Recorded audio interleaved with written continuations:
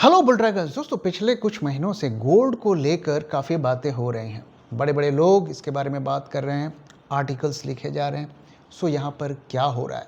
क्या गोल्ड को लेकर कोई नई स्कीम आने वाली है? और सबसे बड़ी बात, जो आपका हाउस होल्ड गोल्ड रिजर्व है, क्या वो सेफ़ है? सो इस सब को समझने की कोशिश करेंगे और डिकोड करने की कोशिश करेंगे।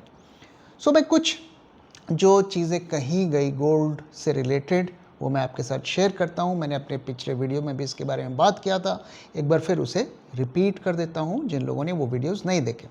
सो फरवरी 2026 में मुकेश अंबानी कहते हैं कि हमारे जो डोमेस्टिक सेविंग्स हैं, large portion of domestic savings in gold and silver unproductive. वो कह रहे हैं हम हमारे इंडियन हाउस होल्ड में बहुत सारा गोल्ड सिल्वर घर में पड़ा हुआ है और वो कोई रिटर्न नहीं देता है, अनप्रोडक्टिव है।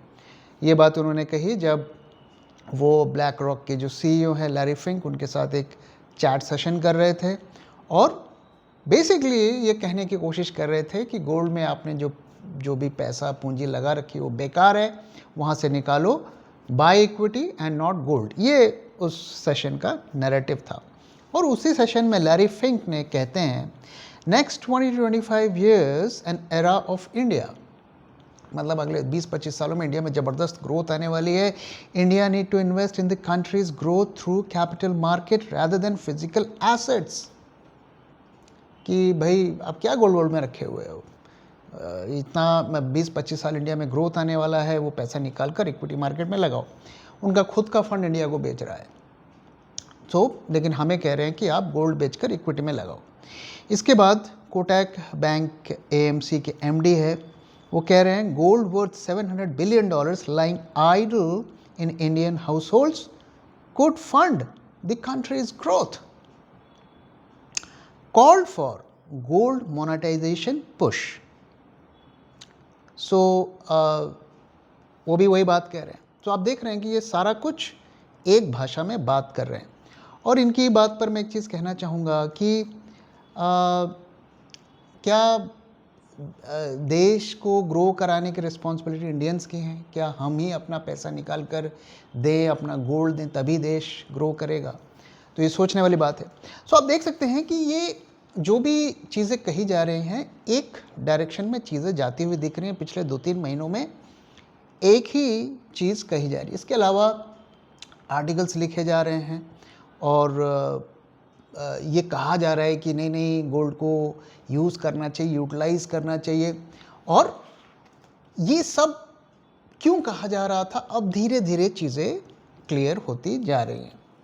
सो अभी रिसेंटली टाइम्स ऑफ इंडिया में एक आर्टिकल लिखा गया, हालांकि मैं बहुत ही घटिया पेपर है, मैं पढ़ता नहीं हूँ, बट वो मेरी नज़र में पड़ा, गूगल सर्च में मुझे दिखा, तो मैं वो आपके साथ शेयर कर रहा हूँ। सो उसमें लिखा है कि एक नई गोल्ड मोनेटाइजेशन स्कीम कंसीडर की जा रही है गवर्नमेंट से। इस पे विचार चल रहा है कि कैसे उसको इम्प्लीमेंट किया जाए और पब्लिक का गोल्ड इस स्कीम में लाया जाए।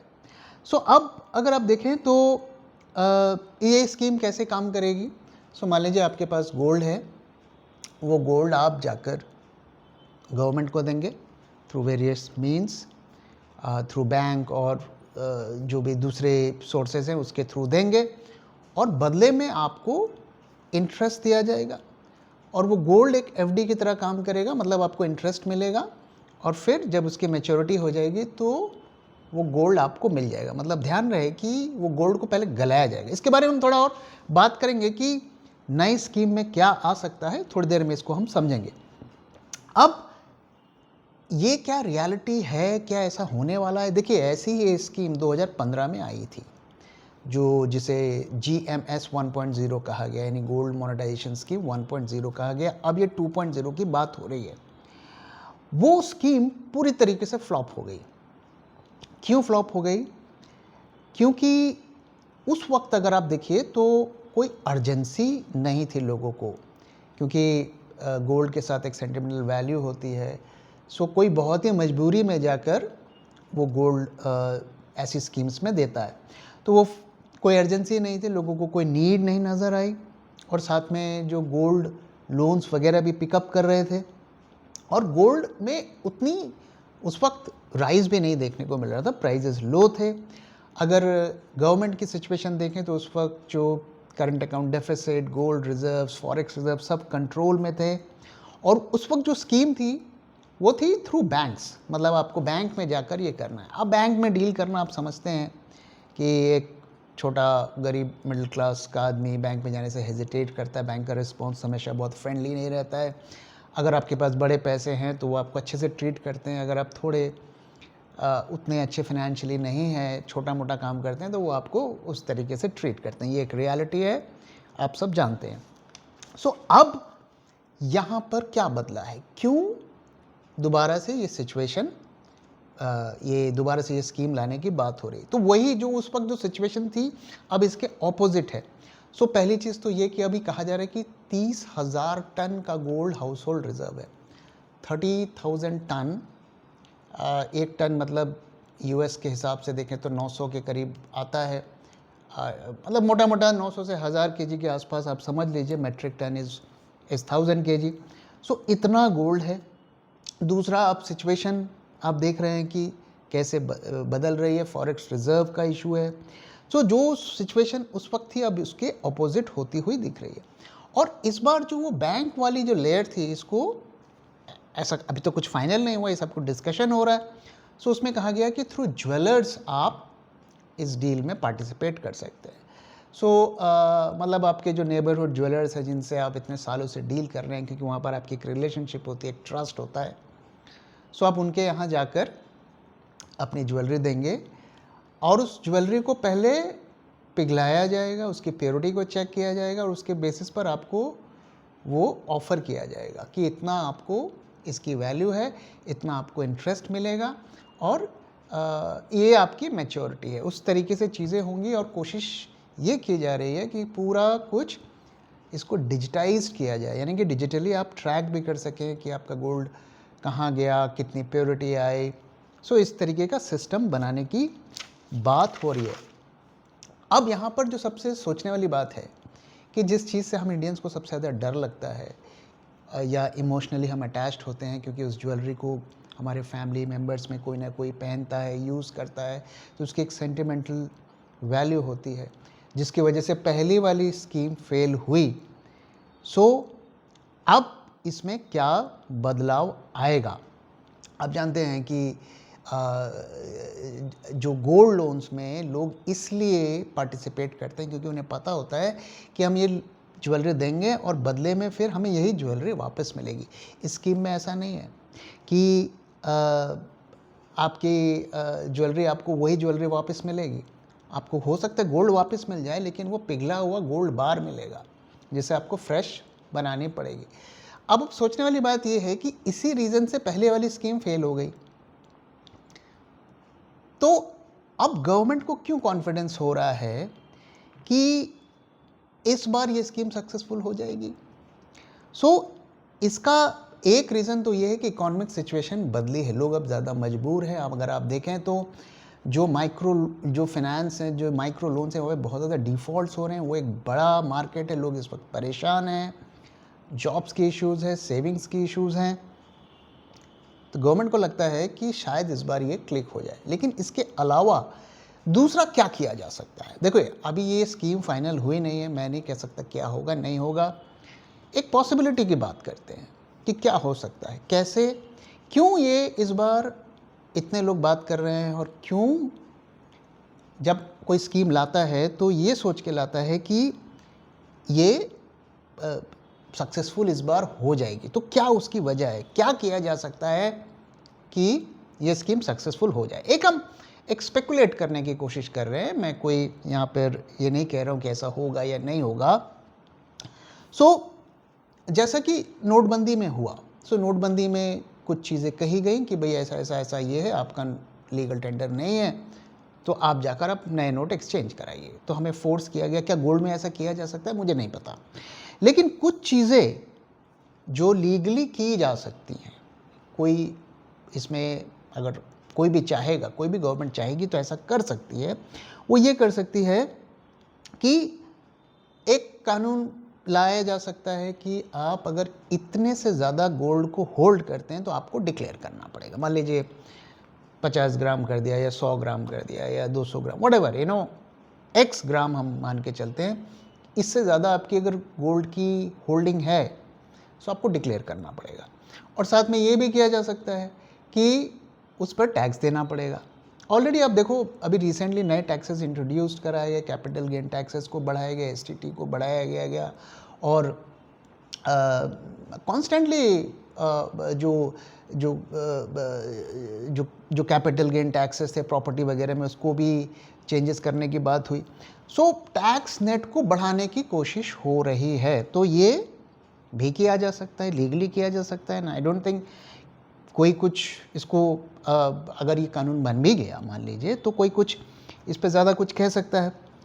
और ये भी कहा जा सकता है कि अगर आप उस एक्स ग्राम से ज़्यादा होल्ड करते हैं सो उसे इलीगल या कॉन्ट्राबैंड डिक्लेयर किया जा सकता है। अब देखो, ऐसा होगा नहीं होगा मुझे नहीं पता, मैं एक पॉसिबिलिटी की बात कर रहा हूँ कि अगर ऐसा होगा सो ज़्यादा से ज़्यादा लोग जो है इसको स्कीम में आ जाएंगे, क्योंकि उन्हें लगेगा यार हम फालतू का होल्ड कर रहे हैं तो उसमें टैक्स देना पड़ेगा। सो उससे अच्छा है कि हम स्कीम पे आ जाते हैं, वहाँ हमें कुछ पैसा मिल सकता है। तो ये इसकी भी बातें हो रही हैं। अब होगा नहीं होगा वो हम आगे देखेंगे।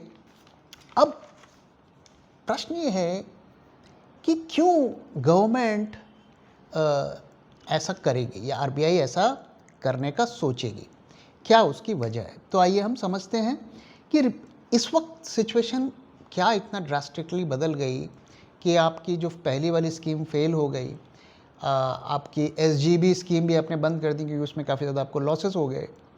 सो अब इसको क्यों इस वक्त सरकार इतना ज़्यादा करने के लिए उसके पास मोटिवेशन है। सो पहली चीज़ तो ये है कि फॉरेक्स रिजर्व में काफ़ी गिरावट आई है। इसको लेकर हमने डिटेल में बात की है।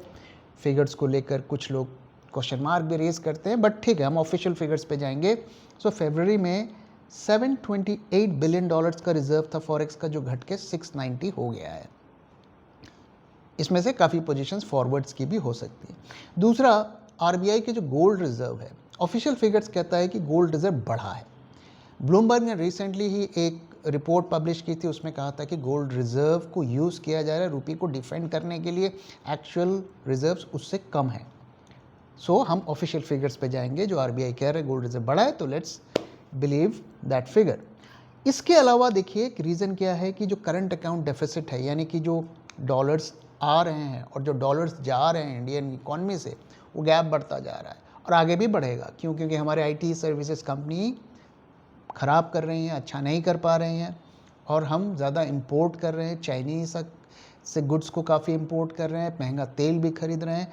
सो ये प्रेशर बना रहेगा, इसको कम करना है। और गोल्ड अगर हम बाहर से ना खरीदें, अपना गोल्ड ही गला के खरीदना बेचना शुरू करें, सो वो पैसे हमारे डॉलर्स बच जाएंगे। अगर आप देखिए कि FY 25-26 में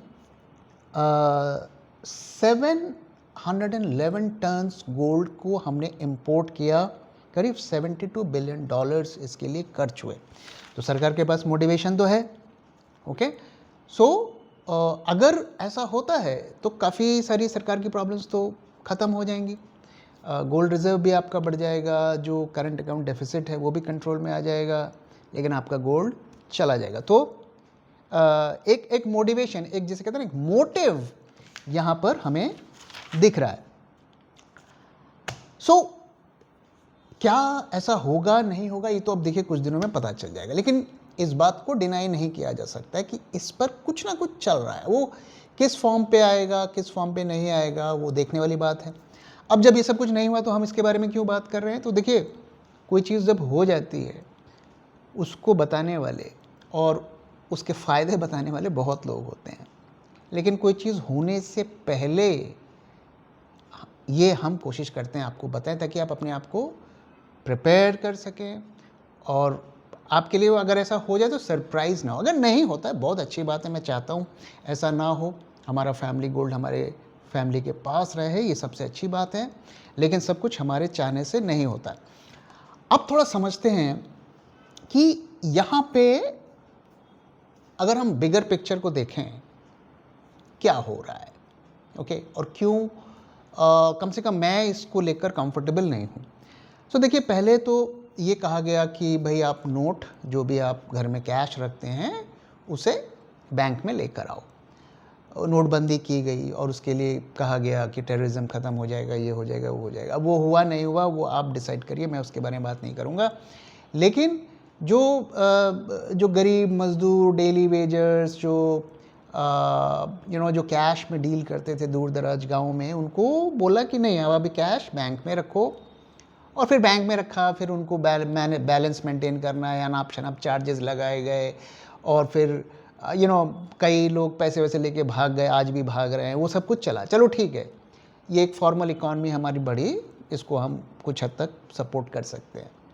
सो आपने कैश को बैंक में रखवा दिया। अब इसके बाद आपने बोला देखो यार, ये एफडी वेफडी क्यों करते हो, ये बेकार है, एफडी इज़ यूजलेस, सेविंग्स क्यों रख रहे हो, आप ना स्टॉक मार्केट में लगाओ, सिप्स करो, और नए नए लोगों को एड्स चला के और तरह तरह से इन्फ्लुएंस करके उन्हें बेसिकली मैं तो कहूँगा कि फोर्स किया गया कि आप सिप करो। उन्हें ऐसा माहौल बना दिया कि अगर आप एफडी कर रहे हो, सेविंग पे रखे हो, तुमसे बड़ा तो बेवकूफ़ आदमी कोई नहीं है, सिप करो, न्यू फॉर्म ऑफ सेविंग, ऐसा माहौल बना दिया। चलो ठीक है, सिप भी आपने कर दिया। अब 2 साल से आपको कुछ मिल नहीं रहा है, और अगर एक सोचने वाली बात यह है कि अगर 5-6 साल तक मार्केट्स रिटर्न नहीं दे तो आपके सिप और आपके म्यूचुअल फंड तो रिटर्न देंगे नहीं। अब एक middle class, upper middle class आदमी जो 1 लाख, 2 लाख, 3 लाख रुपए कमाता है महीने के, वो 10,000 का सिप करता है तो उसको कोई फ़र्क नहीं पड़ेगा, वो चला लेगा। बट जिस 20,000, 25,000 वाले इंसान को आपने वो सब्ज बाग दिखाए, वो क्या करेगा, क्या उसकी होल्डिंग कैपेसिटी होगी? अब उसे पैसे की ज़रूरत पड़ेगी, सो उसे लॉस में बेचना पड़ेगा। एफडी में अगर उसके पास होती, ज़रूरत के टाइम पे एफडी को ब्रेक कर लेता, कुछ ना कुछ इंटरेस्ट उसको मिलता।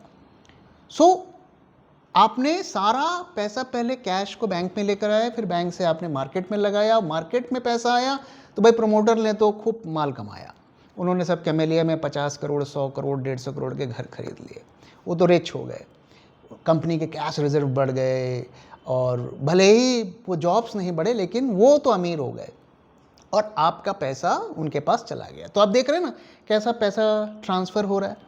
अब नज़र गोल्ड पे है, क्योंकि अब इक्विटी मार्केट को और राइज कराना है, नए नए फंड्स आ रहे हैं, ब्लैक रॉक आ रहा है, भाई उनको भी तो पैसे कमाने हैं ना। सो अब वो पैसा भाई मिडिल क्लास कहाँ से लाएगा? मिडिल क्लास तो अब उससे बंद करवा रहा है, सिप स्टॉपेज रेशियो 100% हो गई है।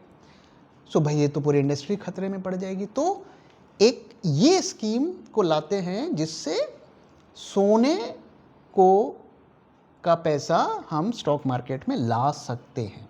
मैं इसको ऐसे देख रहा हूँ, मैं गलत हो सकता हूँ, मैं बाइस्ड हो सकता हूँ, आप क्या सोचते हैं, अपना व्यू बताइए।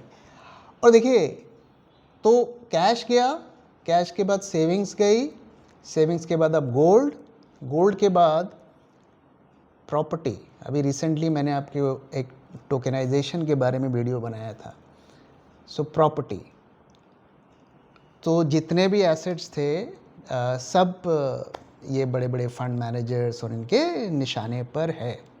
सो अब हमारा कैश भी चला गया, सेविंग्स भी चली गई, गोल्ड अब देखते हैं जाता है कि नहीं। टोकनाइजेशन तो ऑलरेडी इट हैज़ स्टार्टेड, और टोकनाइजेशन में भी क्या होगा कि वो कंट्रोल हो जाएगा कि आप क्या बेच सकते हो, क्या खरीद सकते हो, किसको बेच सकते हो, किसको खरीद सकते हो, आपके एसेट्स भी फ्रीज हो सकते हैं।